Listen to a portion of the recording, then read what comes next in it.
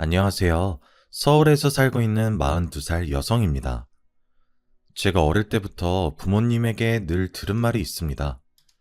나쁜 짓 하지 말고 착하고 바르게 살아야 한다고 말이에요. 하지만 3년 전에 그 일을 겪은 후론 제 생각이 완전히 달라졌습니다. 사람이 너무 착하고 선하게만 살면 안 된다는 사실을 깨닫게 된 것입니다. 제 남편은 늘 착하고 남을 먼저 배려하던 사람이었는데 결국 그것 때문에 엄청난 불행을 맞이하게 되었죠. 나쁜 일을 한 인간들이 벌을 받게 되는 것도 영화 속에서나 존재하는 것이었습니다.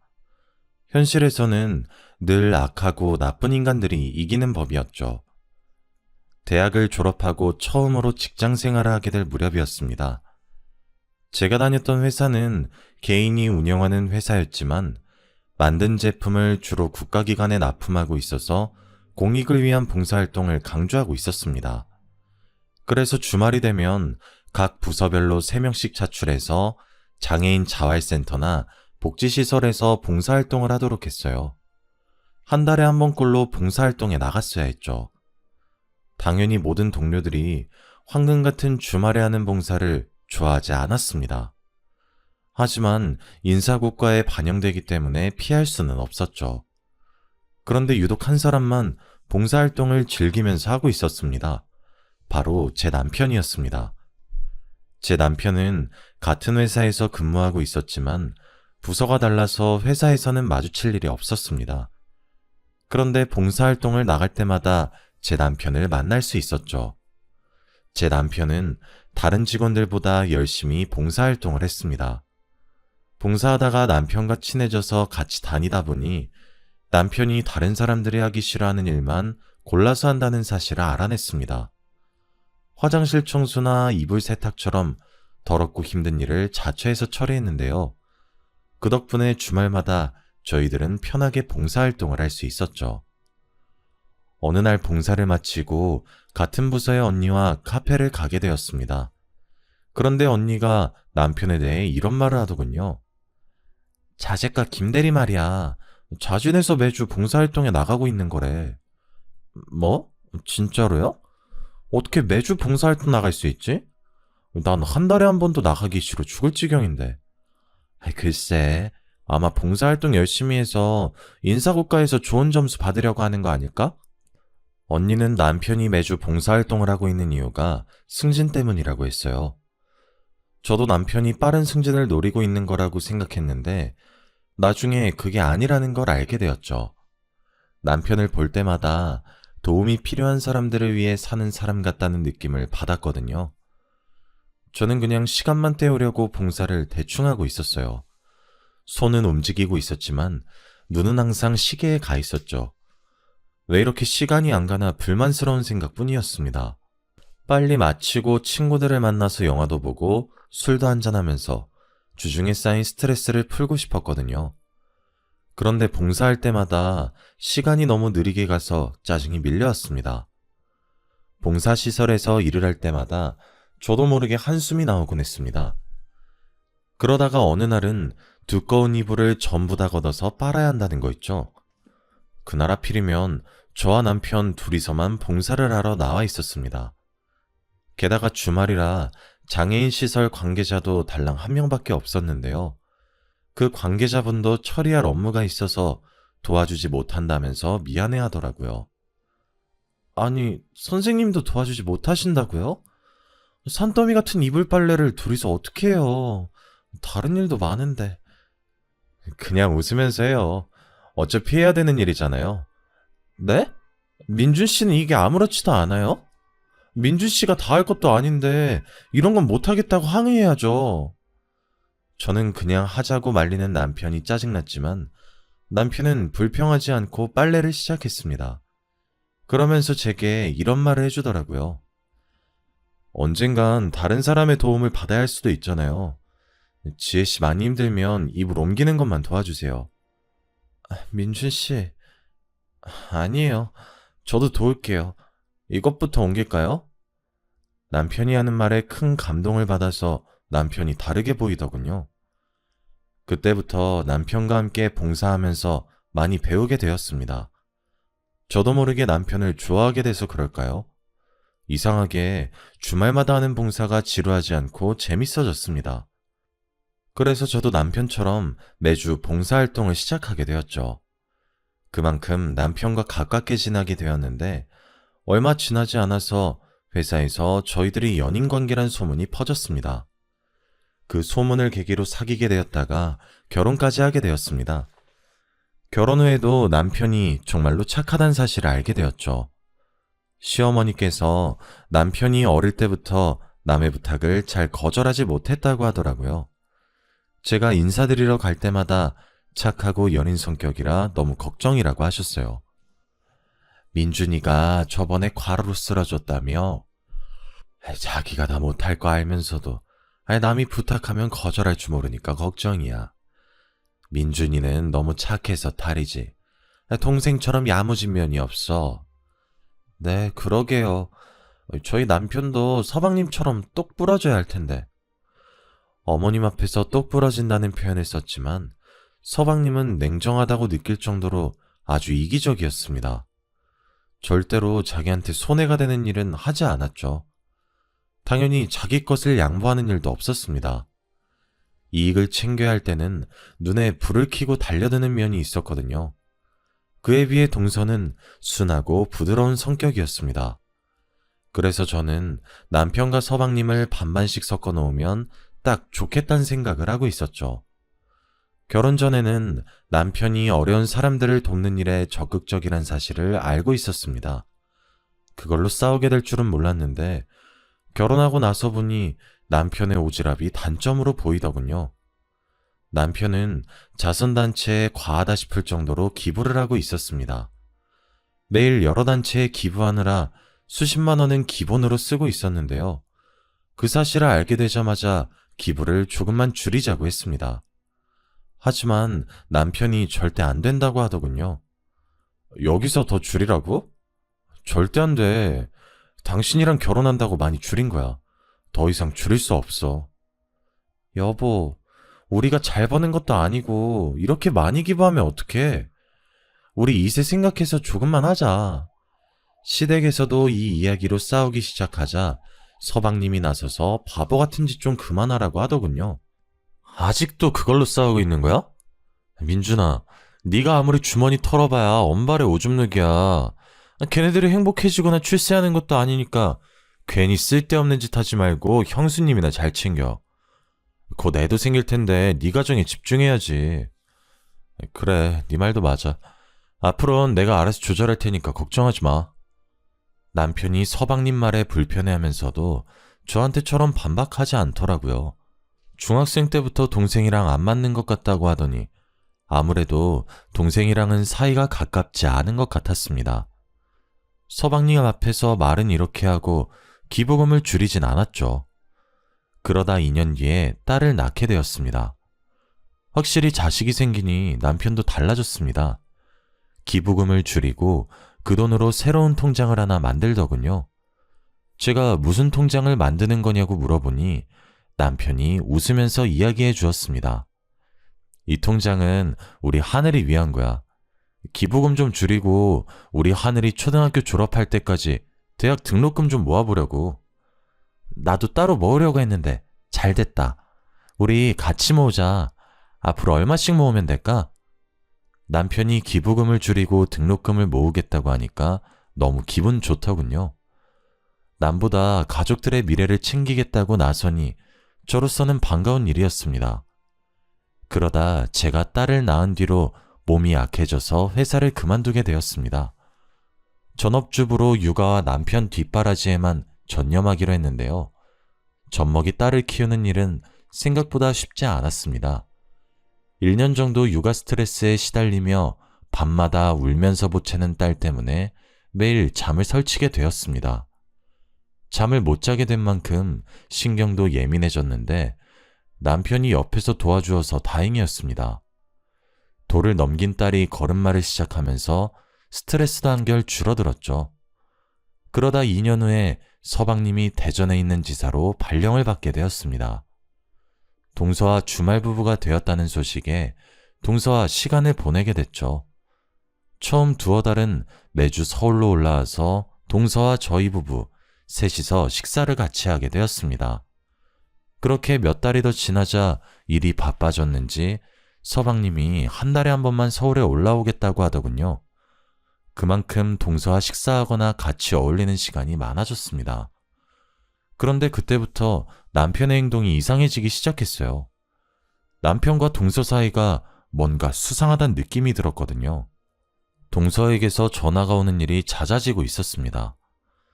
이상하게 동서에게 전화가 오면 남편은 제 눈치를 보면서 전화를 받았어요. 재수씨, 네네, 지금 통화가 곤란하니까 제가 다시 전화드릴게요. 제가 전화 받아도 된다고 말해도 나중에 걸겠다고 하더군요. 그렇게 전화를 끊은 남편은 저 몰래 동서와 전화를 했습니다. 남편이 동서와 수시로 전화통화를 한다는 것도 이해가 안 됐지만 제가 없는 틈을 타 귓속말을 하는 모습을 보여주기도 하였습니다.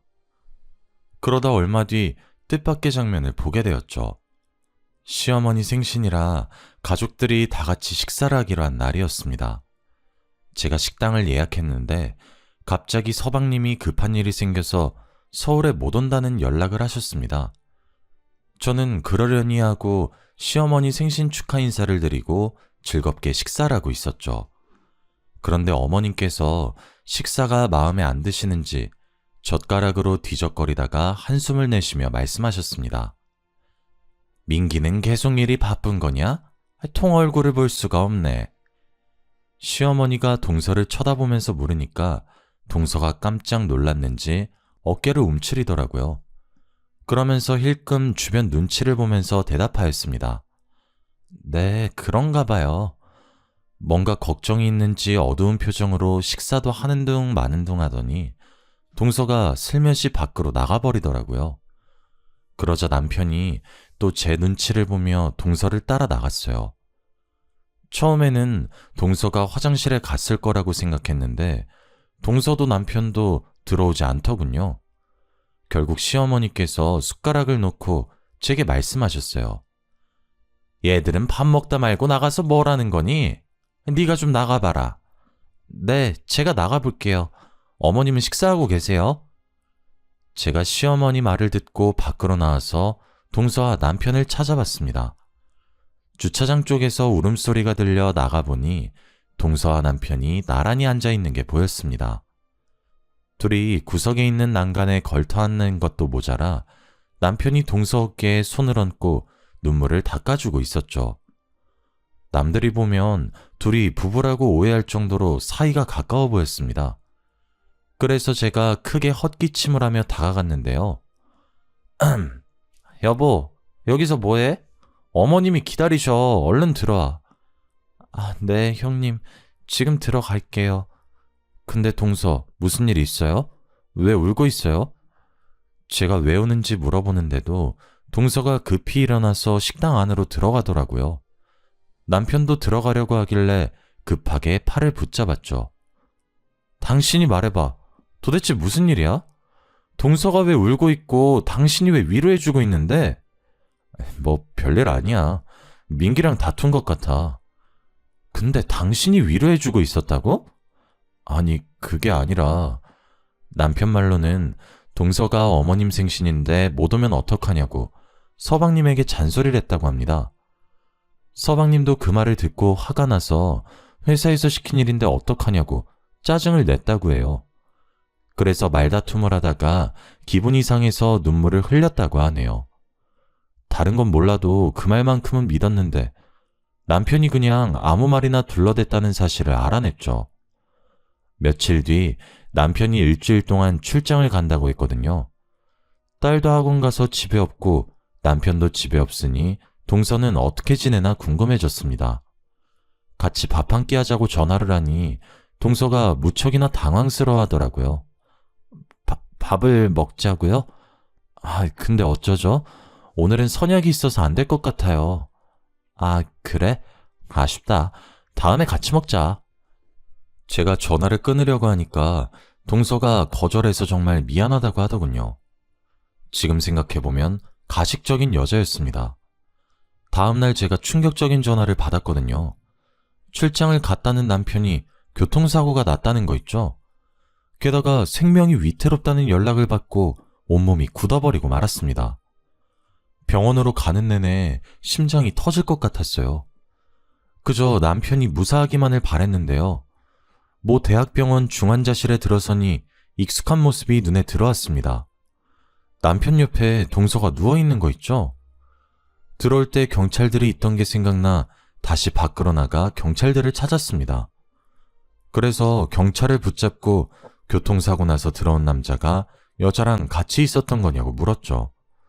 그랬더니 경찰이 남편 차에 동서가 같이 타고 있었다고 이야기해 주었습니다. 출장을 간 남편 차에 동서가 왜 타고 있었는지 이해할 수가 없었습니다. 그런데 경찰이 더 충격적인 말을 해주더군요. 차량 블랙박스를 바탕으로 사건을 조사해보니 남편과 동서가 불륜관계였단 것이었습니다. 저희는 두 분이 부부관계인 줄 알았습니다.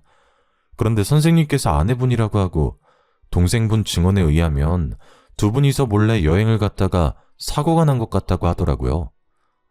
동생이요? 혹시 서방님 여기 오셨어요? 네, 선생님보다 먼저 오셔서 저희 조사에 응하셨습니다. 예전부터 불륜 사실을 알고 있었다고 말씀하셨거든요. 저희 남편이 불륜을요? 확실해요? 그 블랙박스 화면 보여주시면 안 돼요? 경찰이 개인정보보호법상 함부로 보여줄 수 없다고 하길래 볼 수 없었습니다. 저는 그래서 경찰의 말을 믿을 수가 없었습니다. 그렇다고 해서 경찰이 저한테 거짓말을 할 이유는 없었죠.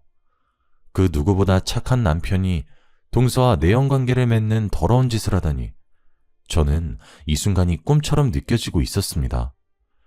그때 등 뒤에서 서방님 목소리가 들렸습니다. 경찰 말대로 서방님이 저보다 먼저 병원에 와 있었던 겁니다. 제가 언제부터 와 있었던 거냐고, 혹시 블랙박스 동영상은 봤냐고 물어보니까 서방님께서 굳은 표정으로 말씀하시더군요. 형수, 나 사실 블랙박스 동영상 본 적 있어. 누가 내 차 긁고 갔길래 블랙박스 동영상 확인해보니까 둘이서 몰래 여행을 갔더라고. 이번만 간 게 아닌 것 같아. 운전하면서 별의별 짓을 다 하는데 사고가 날 수밖에 없겠더라. 그러니까 형수님도 마음 굳게 먹고 이겨내야 돼. 나도 너무 기가 막혀서 믿겨지지 않지만 지금은 경찰 조사를 믿을 수밖에 없어. 어떻게 이런 일이... 전 믿을 수 없어요. 서방님은 왜 말씀해주지 않은 거예요? 제 남편이 바람을 피고 있으면 말씀해줘야죠. 내가 어떻게 그래. 우리 애들이 이혼 가정이라고 놀림받을까봐. 이번만 참자. 이번만 봐주자. 용서해주려고 노력하고 있었는데. 서방님이 울길래 저도 눈물을 흘렸습니다. 그날만 운 게 아니었습니다. 제가 몇 날 며칠을 울면서 제발 아니길 바랬지만 며칠 후에 경찰이 사고에 대한 결론을 내려버렸습니다. 남편이 회사 일로 출장을 간다는 것도 거짓말이었죠. 블랙박스를 근거로 남편과 동서가 내연관계였으며 남편의 운전부주의로 사고가 났다는 사실이 밝혀졌습니다. 설마 했는데 하늘이 무너지는 기분이 들었죠. 제가 분노에 차 안절부절 못하는데도 서방님은 차분하셨습니다. 사실 전부터 남편과 동서가 수상해 보였다고 이야기해 주었는데요. 형수님한테 이런 말까지 하게 될 줄은 몰랐네. 제가 대전에 내려가면서부터 민준이랑 집사람 사이가 더 가까워진 것 같더라고. 사실 전부터 이상하긴 했는데 서방님은 몇 달 전에 있었던 어처구니 없는 일을 이야기해 주었습니다. 서방님께서 주말 업무가 남아서 서울에 못 올라간다고 동서에게 전화를 했다고 하는데요. 그런데 생각보다 업무가 일찍 끝나서 급히 서울로 올라갔다고 합니다. 집에 들어가니 남편과 동서가 같이 있어서 깜짝 놀랐다고 하죠. 아니, 형이 왜 여기 있어? 네가 없으니까 재수씨가 심심하다고 해서 놀러왔어. 왜? 내가 못 올 때라도 왔어? 그건 아닌데 놀러올 거면 말을 하지 그랬어. 네가 있어서 깜짝 놀랐잖아. 가족끼리 놀러올 수도 있지. 놀랄 게 뭐가 있어? 남편의 당당한 태도에 서방님은 더 이상 할 말이 없었다고 합니다. 동서가 남편과 자주 연락하거나 만난다는 사실을 알고 있었지만 설마 그런 짓을 저지를 거라고는 상상조차 못했다고 해요. 서방님의 말을 들으니 남편과 동서가 은밀하게 뭔가를 속삭이던 모습이 떠올랐습니다. 주차장에서 남편이 어깨를 토닥여주면서 속삭이던 모습. 믿고 싶지 않았지만 둘이 불륜을 저지르고 있는 것 같았죠. 일단 남편과 동서가 정신을 차려야 불륜에 대해 캐묻던지 할 수 있을 것 같았습니다. 그래서 저는 시어머니께 딸을 맡기고 남편 옆에 붙어서 간병을 했습니다. 말도 하지 못하고 누워있는 남편을 보니 만감이 교차하더군요. 마누라 몰래 재수씨와 재미를 보다가 천벌을 받은 것 같다는 생각도 들었죠. 서방님도 회사에 휴가를 내고 병원에 자주 들리셨습니다. 그런데 며칠 뒤에 서방님이 누군가와 전화통화하는 소리를 듣게 되었습니다. 화장실을 다녀오는데 비상구 쪽에서 서방님 목소리가 들려오더군요. 아씨, 조금만 더 기다리라니까. 의사가 그러는데 둘 다 의식 돌아올 가능성이 거의 없대. 그러니까 안심해. 하여튼 저것들이 빨리 없어져야 마음 놓을 텐데. 그 말을 듣는 순간 등골이 섬찟해지더라고요. 그날만 그런 것이 아니었습니다. 서방님이 자리를 비운 날 담당 간호사가 제게 다가오더니 간호사실로 따라오라고 하는 거 있죠? 그 간호사를 따라가자 제게 이상한 말을 해주었습니다. 일주일에 한두 번 오시는 분, 김민준 보호자분 동생 되시죠? 그 보호자분 진짜 이상해요. 형님분 휴대폰에 엄청 집착하더라고요. 네? 서방님이요? 네, 김민준님이 병원에 실려온 첫날에 핸드폰부터 챙겼어요. 교통사고 났는데 어디 다쳤나, 숨은 붙어있나 확인도 안 하더라고요. 그리고 그분이 어떤 여자와 전화통화하는 것도 들었는데요. 간호사가 우연히 병원 복도에서 서방님이 전화통화하는 걸 들었나 봅니다. 휴대폰에서 여자 목소리가 들렸다고 하더라고요. 일부러 사고를 내고 숨기고 있다는 것 같다는 말에 손발이 떨리기 시작했습니다. 아무래도 이상한 느낌이 들어서 사모님에게 말씀드리는 거예요. 그런데 대전에 있는 분이 어떻게 서울에 있는 사모님보다 먼저 병원에 올 수 있을까요? 가만히 생각해보니 간호사 말이 맞았습니다. 게다가 서방님의 수상한 행동은 여기서 멈추지 않았습니다. 제가 서방님을 보자마자 남편의 휴대폰을 달라고 했습니다. 서방님이 저희 남편 핸드폰 가지고 계시죠? 남편 물건이니까 제가 가지고 있을게요. 갑자기? 나 집에 두고 왔는데? 그럼 지금 가서 가지고 오세요. 대전 숙소에 있다는 말이었는데 거기까지 다녀오라고? 형수한테 무슨 일 있었어? 아니, 그게 아니라 남편 핸드폰 보고 싶어서 그래요. 그 사람이 속도 위반하거나 신호 위반할 사람이 아닌데 갑자기 사고가 나서.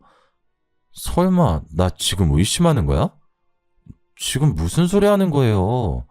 제가 왜 서방님을 의심해요? 근데 왜 핸드폰을 보고 싶어 해? 핸드폰에 무슨 증거라도 남아있을까봐? 내가 확인해봤는데 아무것도 없었어. 그렇다면 다행이지만 남편 사진이라도 건지고 싶어서 그래요. 저한테 남편 사진이 별로 없어서. 그래? 그럼 내가 줄게. 나 형 사진 많이 있어. 서방님, 이렇게까지 안 주는 이유가 뭐예요? 그냥 줄 수 있잖아요. 너야말로 이상하다? 왜 자꾸 핸드폰을 달라고 하는 거지? 제발 주세요. 우리 하늘이가 가지고 있고 싶다고 했어요. 정말 서방님이 뭔가 숨기고 있다는 생각에 눈물이 나오더라고요. 막장 드라마 같은 일이 나한테 일어나다니. 이 상황이 믿겨지지 않아서 제발 아니길 바라며 눈물로 호소했습니다. 제가 제발 달라고 하니까 그제야 대전에서 올라오는 길에 가져다 준다고 하더군요. 제가 혹시 몰라서 대전에서 온다는 날에 꼭 가져오라고 전화했는데 깜빡 잊었다고 하였습니다. 갑자기 전화를 걸어서 지금 대전에 있으면 택배로 보내달라고 해도 소용이 없었습니다.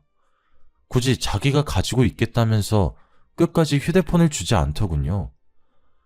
일주일 뒤에 남편이 세상을 떠나고 말았습니다. 서방님은 이때를 기다렸다는 듯이 납골당과 화장 이야기를 꺼냈습니다. 그러면서 유품인 휴대폰을 같이 태워버리겠다고 했어요. 그날 밤에 저는 서방님이 남편의 핸드폰을 어디에 뒀는지 확인했습니다. 그리고 몰래 남편의 휴대폰에서 유심칩을 빼두었죠. 이틀 뒤 남편의 시신이 화장 처리되었습니다. 서방님이 남편의 장례식에서 목 놓아 통각하는 모습이 아내인 저보다 더 슬퍼 보이더군요. 하지만 저는 그 모습을 믿지 않았습니다. 며칠 후에 남편의 휴대폰을 복원시켜서 사진과 문자를 살펴보았죠. 그리고 서방님이 숨기고 있던 끔찍한 비밀을 알게 되었습니다. 서방님은 동서 몰래 내연녀를 만나고 있었습니다. 불륜 사실을 동서가 알게 된 순간 대전지사 근무를 시작하게 되었죠. 서방님은 내연녀와 대전에서 살림을 차렸고 서울에는 일이 바쁘다는 핑계로 올라오지 않았습니다. 동서는 서방님이 너무 수상해 보여서 대전에 내려갔다가 서방님의 불륜 현장을 목격하게 된 겁니다. 화가 머리끝까지 난 동서가 내연녀와 머리채를 쥐어뜯으며 싸웠고 서방님에게는 가정으로 돌아오라고 사정을 했다고 하는데요. 여보, 내가 다 용서해줄게. 당신이 바람핀 거 없었던 일로 해줄 테니까 지금이라도 돌아와. 난 그럴 생각이 없어. 그러니까 그냥 이렇게 살든지 아니면 이혼하든지 둘 중 하나 선택해. 뭐? 이럴 거면 왜 나랑 결혼했어? 2년이랑 결혼하지 왜 결혼했냐고. 나도 후회돼서 이러는 거 아니야. 그러니까 이혼하자고. 안 돼, 여보. 난 이혼 못해. 이러지 마, 제발. 동서는 서방님을 사랑하고 있어서 절대 이혼할 수 없다고 매달렸다고 해요. 하지만 서방님은 내연녀를 포기하지 않았다고 하죠. 동서는 고민 끝에 남편에게 부탁해 동생을 말려달라고 부탁했나 봅니다. 동생과 남편이 서방님을 어떻게 하면 좋을지 의논했고 이번에는 남편이 대전에 내려가서 가정을 지키라고 서방님을 설득했다고 하는데요. 내연녀에게 홀딱 반한 서방님이 남편에게 험악한 말을 하는 바람에 둘은 크게 싸우게 되었다고 합니다. 김민기, 너 지금 나한테 욕했어? 너 이러다가 재수 씨한테도 욕하겠다? 도대체 이게 뭐 하는 짓이야? 사람이 지켜야 할 도리라는 게 있는 건데 지금 네가 하는 짓은 사람이 아니라 짐승들이 나는 짓이란 말이야. 뭐? 이 자식이... 그래, 너 잘났다. 잘난 넌 도리 지키면서 살아.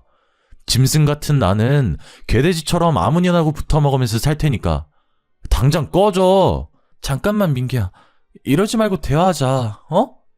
남편은 서방님한테도 쫓겨나고 있는 와중에도 어떻게든 설득하려고 했습니다. 문자나 전화통화에도 이런 흔적이 남아있었죠. 대전에서 벗어나 집으로 다시 돌아가는 길에도 제 남편은 동서를 위로하기 바빴죠. 그 녹취록이 핸드폰에 다 남아있었습니다. 제일 최근에 찍힌 문자 내역을 보니 남편이 마지막 방법을 쓰러 가자고 제안한 대화가 남아있었습니다. 재수씨, 이렇게 된 이상 마지막 결단 내리셔야 합니다. 같이 대전으로 내려가서 민기랑 단판 지어요. 이번에도 안 되면 그냥 이혼하고 위자료 받아내세요. 네, 저도 이제 지쳤어요. 이제 아주버님 말대로 할게요. 그날 바로 날짜를 잡아서 대전에 내려가기로 한 내용을 보는데 가슴이 찢어질 것 같았습니다. 며칠 뒤에 남편이 동서를 태우고 대전에 갔다가 사고를 당한 것이었습니다. 서방님이 뉘우치고 내연녀를 포기했으면 이런 일은 없었을 겁니다. 휴대폰에는 남편이 서방님에게 보낸 마지막 문자가 남아 있었죠. 민기야, 지금 대전에 왔어. 어디로 갈까? 땡땡 식당으로 와. 그 여자랑 같이 나갈 거니까 우리 사자 대면에서 오늘 결판 내리자. 우리 이렇게 된 거 좋게 끝내자. 재수 씨랑은 연인이었고 가족이었잖아. 좋게 끝내면 나중에 탈도 없을 거야. 그러니까 너무 싸우지 말자. 어? 그 문자를 보니까 눈물이 그치질 않더군요. 저는 남편에게 속은 게 아니라 서방님에게 속고 있었던 겁니다.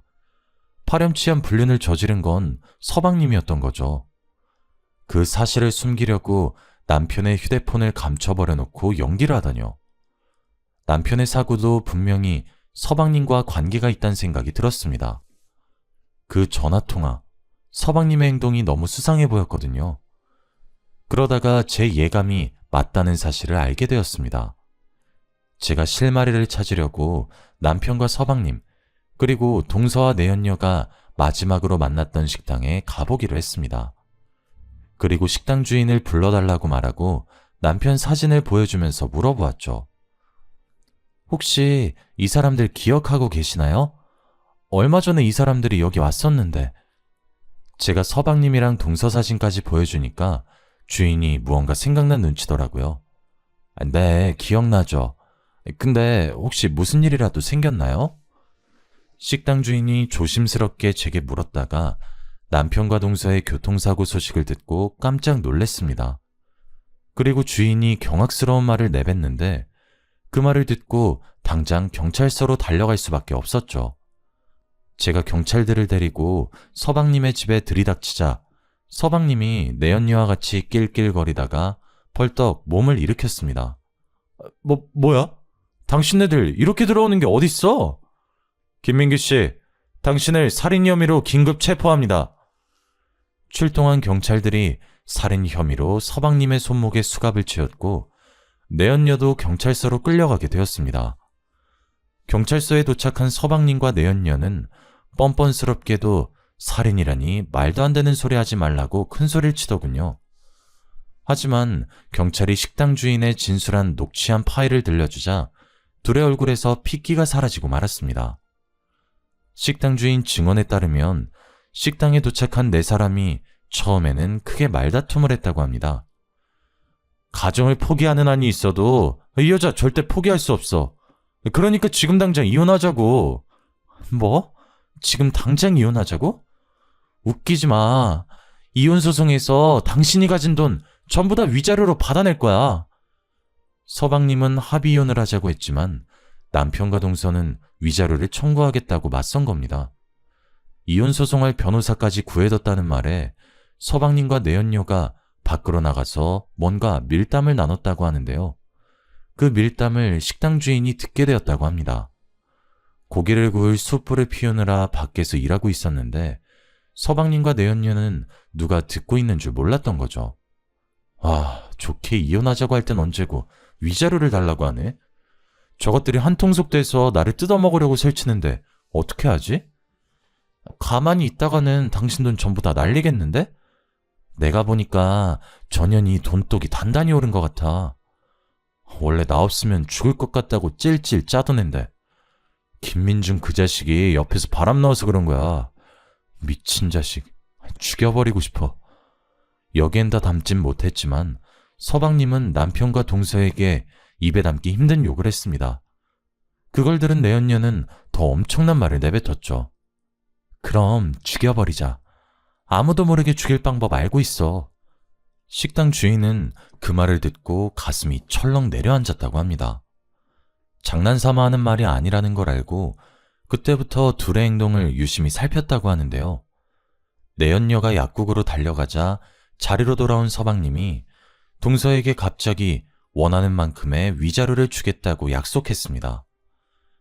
그래, 이렇게 된 거 전부 다 내 잘못이니까 당신이 원하는 만큼 위자료 줄게. 머리 아프게 소송 같은 건 하지 말자. 뭐? 정말로? 동서는 서방님이 자리 비운 내내 울다가 눈물을 뚝 그쳤다고 해요. 서방님은 그런 동서를 살살 달래서 합의를 봤다고 하죠. 그리고 내연녀는 서울로 돌아가려는 남편에게 수면제가 든 피로회복제를 주었다고 합니다. 가는 길에 이거라도 드세요. 밤도 깊은데 서울까지 가시려면 피곤하실 거예요. 피로회복제 사러 약국 가신 거였어요? 갑자기 약국 가셨다길래 어디 아프신 줄 알았어요. 아니요, 아프긴요. 하나도 안 아파요. 민준 씨도 아프지 마세요. 식당 주인이 아프지 말라는 말을 듣는 순간 피로회복제 속에서 뭔가를 집어넣어 놓고 착한 척 미소 짓는 내연녀의 모습이 무서웠다고 말해주었습니다. 그리고 남편과 동서가 서울로 출발하자 그 인간들도 급하게 차를 몰고 같은 방향을 갔다고 하죠. 남편과 동서가 처참한 사고를 당했다는 소식을 듣고 기뻐했을 두 짐승을 상상하니 속이 부글거립니다. 사실 그 사고는 짐승들이 의도했던 대로 운전을 하던 남편이 약에 취해 잠이 들었다가 도로 밑으로 추락한 사고였습니다. 더 충격적인 건 동생은 죽고 아내는 의식불명인데도 서방님은 여전히 내연녀와 놀아나면서 남편의 재산까지 가로챌 궁리를 하고 있었던 겁니다.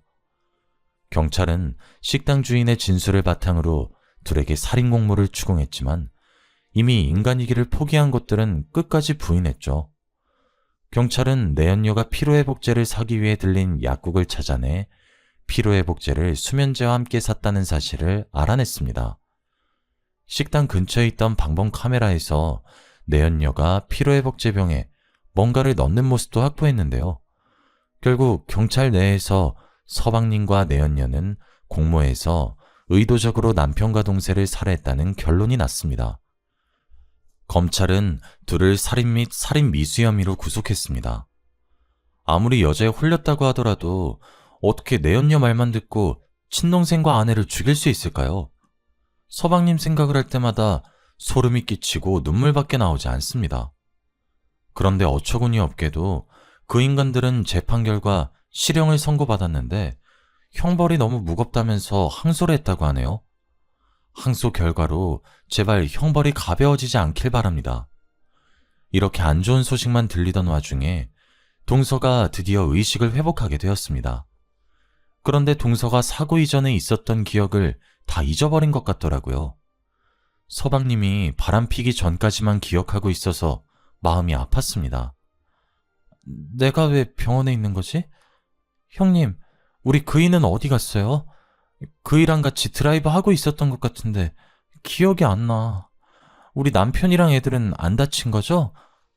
동서, 그게 아니라 동서에게 서방님이 바람피고 있었고 위자료 때문에 동서를 죽이려고 했다고 말할 수 없었습니다. 결국 고민 끝에 동서에게는 서방님이 해외 출장 갔다고 둘러댔습니다. 그리고 동서가 완전히 회복되면 진실을 말해줘야겠죠. 의사는 동서의 회복 속도가 생각보다 빨라서 시간이 지나면 혼자서 걸을 수도 있을 거라고 하더라고요. 저는 동서한테 어떻게 말하면 좋을까요? 사실 동서를 보러 병문안을 갈 때마다 죄책감이 생깁니다. 우리 그이는 왜 안 오는 거냐고 전화라도 해보자고 저를 보채고 있거든요. 그렇다고 해서 갑자기 진실을 이야기해주면 충격받아서 쓰러질까봐 걱정이 됩니다. 아예 처음부터 진실을 말해줄 걸 그랬나 봐요. 어젯밤부터 계속해서 후회가 되네요. 여러모로 마음이 불편해져서 이렇게 사연을 보내봅니다. 제가 어떻게 하면 좋을지 조언해 주시면 감사드리겠습니다.